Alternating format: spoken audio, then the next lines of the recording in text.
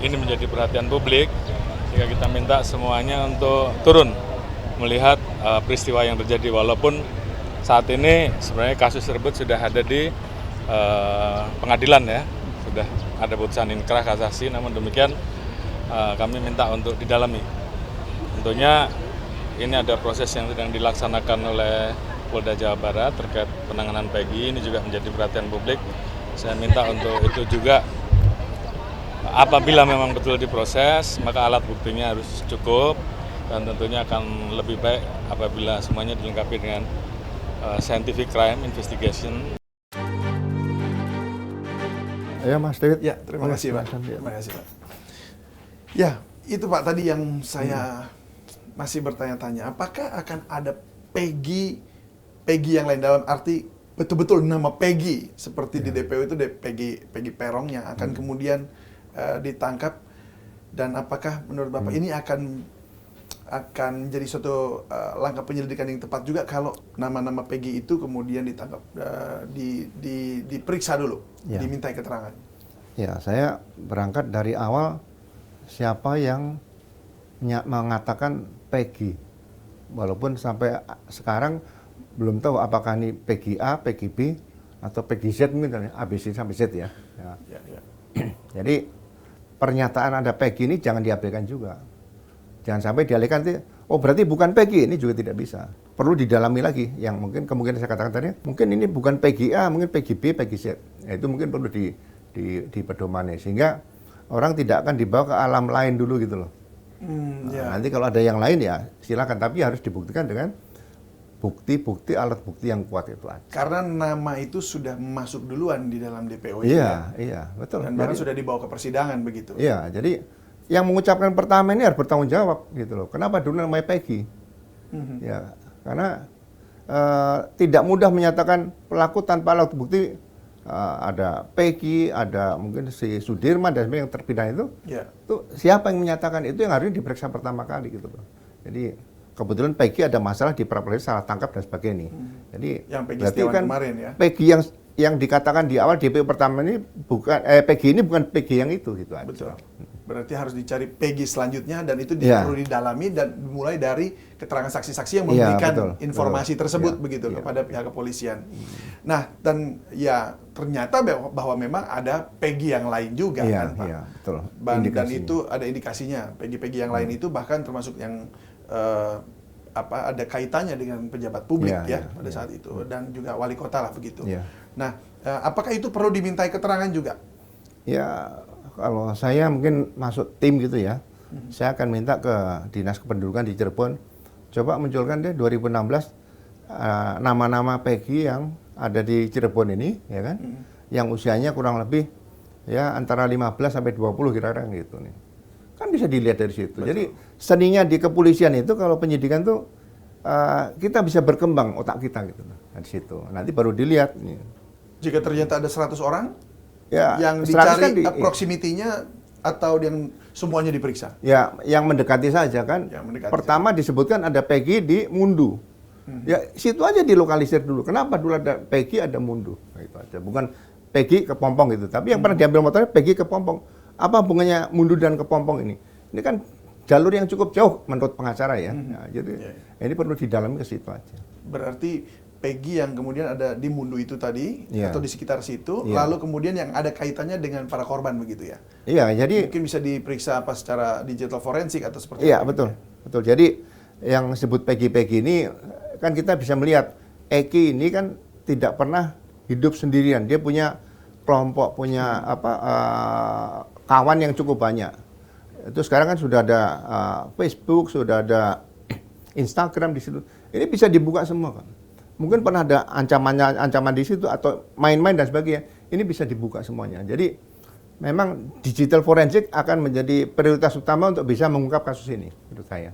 Berarti betul-betul tim digital forensik ini yang harus dibawa. Iya, iya. Jadi apakah harus melibatkan digital forensik yang hanya dari pihak Polri saja atau independen juga perlu dibawa untuk pengungkapan ini? Saya rasa yang independen kan untuk membantu boleh sebagai ahli ya.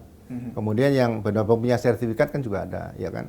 Ya seperti pusat data nasional yang bisa dibobol ini mungkin ahli-ahli di Kominfo dipimpin oleh Menkominfo bisa membantu pengungkapan. Peggy ini juga bagus, mungkin ada tim yang kuat di situ. Kalau enggak yang dari luar negeri pun bisa diundang untuk komunikasi dengan vendornya di sana kan bisa nih. Kalau Pak Grosena sendiri, kalau mau diminta untuk ikut membaca, menganalisa nanti dari bukti-bukti yang terkumpulin, kira-kira gimana Pak? Bersedia Pak? Saya terima kasih karena selalu saya katakan bahwa Bayangkara tua itu jangan dianggap mati gitu. Sama dengan militer kan, prajurit tua tidak pernah mati. Jadi jangan menganggap setelah pensiun itu pengabdian selesai, bukan. Ya itu pengabdian itu sampai titik darah penghabisan, titik nyawa penghabisan ya tetap diberikan pada Polri. Tadi nggak ada masalah, bukan mengatakan oh saya udah pensiun, enggak. Jadi kalau otak kita masih dibutuhkan ya harus kita berikan untuk negara dan bangsa gitu aja. Mantap. Jadi bersedia Pak ya. Kalau memang tadi Anda katakan bahwa soldier never dies atau polisi juga ya. Itu artinya sampai walaupun tubuh ini kemudian menjadi melemah begitu ya, tetapi kan pengalaman nggak bisa bohong Pak ya. Banyak pengalaman ini dibutuhkan untuk membangun Polri begitu ya. Jadi otak kita ini itu lebih bagus daripada flash disk. Sejak kita umur 4 tahun, 3 tahun kita masih ingat sampai sekarang. Ya kan? Makanya seperti ada rancangan perubahan usia di Undang-Undang Kepolisian ya. Dari dulu 55, kemudian berubah 58, sekarang katanya 60. Saya bilang kok tanggung?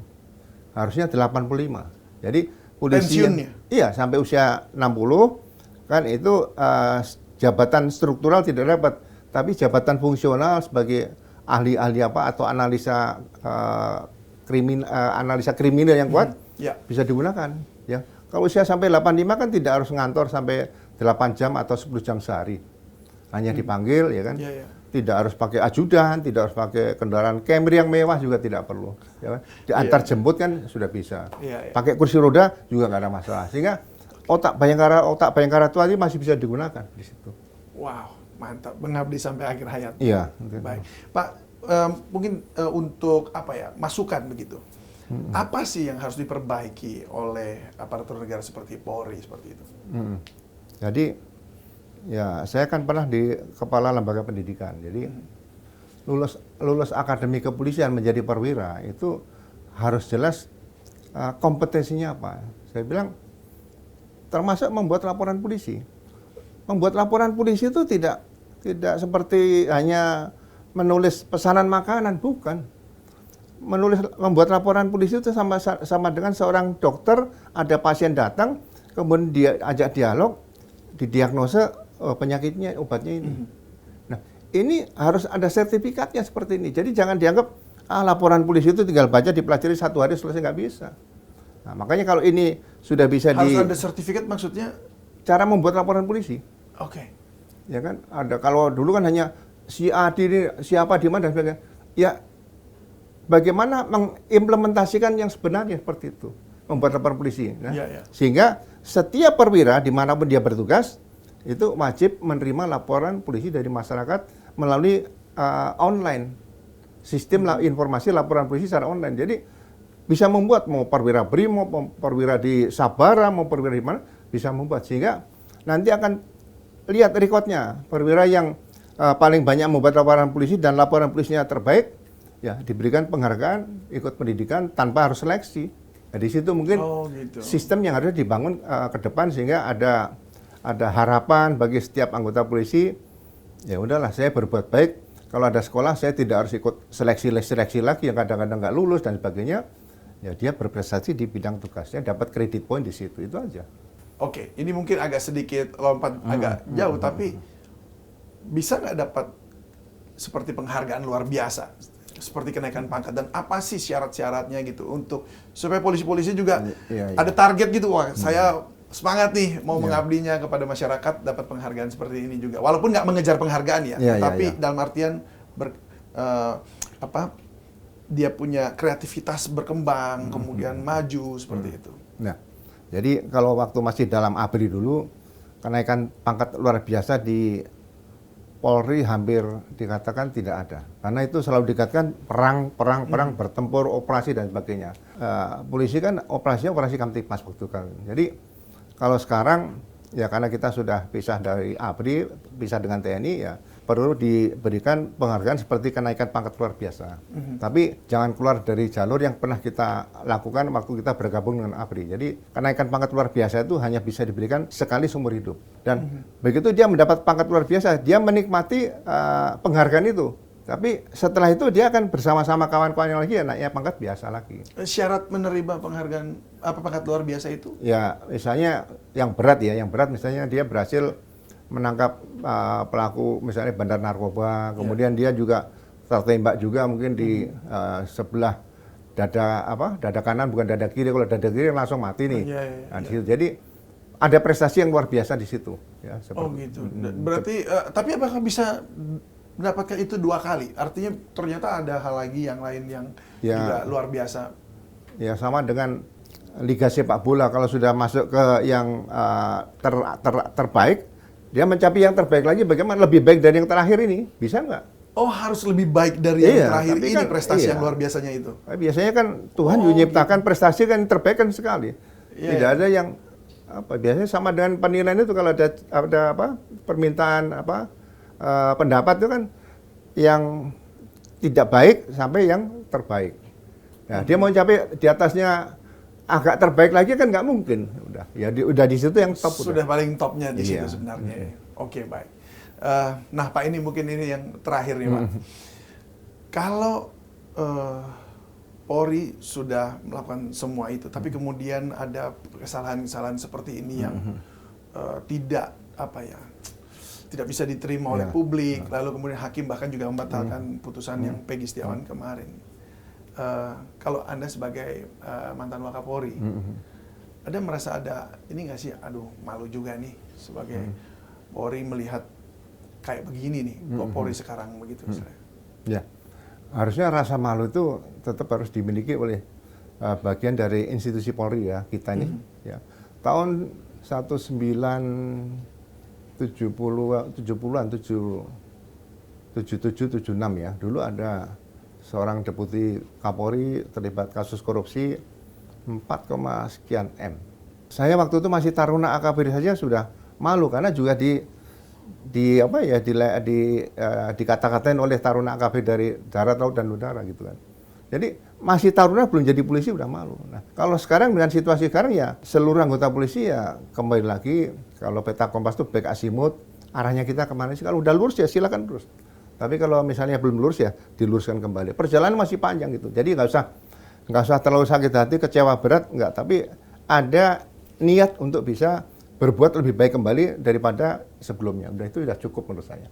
Itu sudah cukup untuk memperbaiki keadaan ini juga. Yang salah memang diproses, tapi yang sudah baik ya jangan larut terlalu lama dengan kesedihan kira gitu kan. Jadi masih ada harapan atau hari esok yang lebih baik daripada sekarang itu aja. Amin, amin. Saya percaya itu juga dan kita berharap ke depan terus Polri boleh lebih transparan untuk kasus Vina ini khususnya ya, dan bisa terbongkar apa sih sebenarnya yang menyebabkan kematian kedua orang terkasih ini ya. Baik, terima kasih sekali Pak Agus sudah berbagi bersama kami di One on One. Terima kasih. Salam sehat selalu dan tetap semangat Pak. Amin, insya Allah. Dan pemirsa, demikian One on One kali ini. Saya David Seloy pamit, sampai jumpa.